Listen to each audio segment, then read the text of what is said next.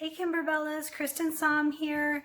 Today for the Boo-levard bench pillow, we're going to work on Sit and Stew, it's called. And it looks like it's a nice easy block. It is no applique pieces, basically just embroidery.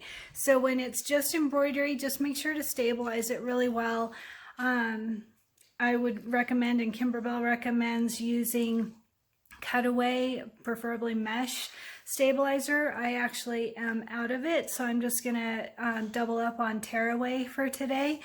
But anyway, so here's the basics. So we're gonna start with our fabric at 8.5 by 10.5, and then we're gonna final cut size down to 6.5 by 8.5.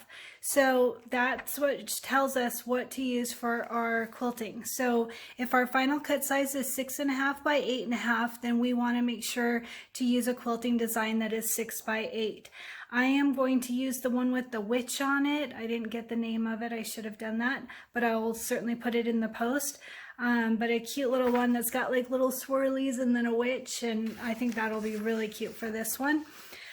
So choose the 6 by 8, and if you do the same one that I'm doing, the witch, it has a horizontal option or a vertical option, so make sure to do the one that you choose. I'm going to do the horizontal.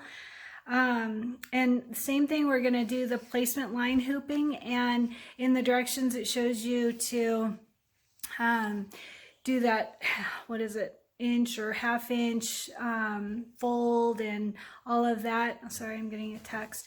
But we don't need to do any of that because we're gonna quilt first. So I'm not even gonna stitch those boxes. There's a basting box on the embroidery design. We don't need that. We also don't need that placement line at the bottom unless you're not quilting. Then you would definitely need it.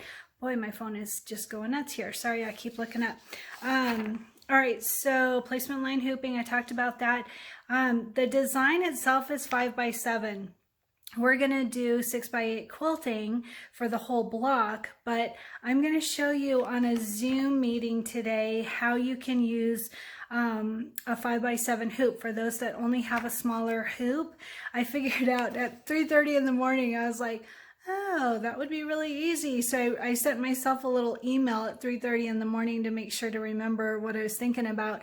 And I tested it and it works great. So I'm going to do a little Zoom class so that I can share my screen to show you how to do that. So if you only have a smaller hoop, you can still quilt these. You can definitely do it. It's very doable.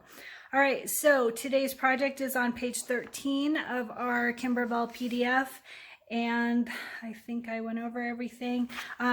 Make sure, obviously, to back your main fabric with Fusible Mesh Stabilizer or SF101, and get your batting ready. You need batting. I generally just cut it about 1 inch smaller than my main fabric, but Kimberbell has a guide that shows you exactly what size you need if you prefer to do that. I think we went over everything else. Let me know if I missed anything. Send me a question if you need to, and hopefully the whole group will help out with that. Anyway, let's get stitching.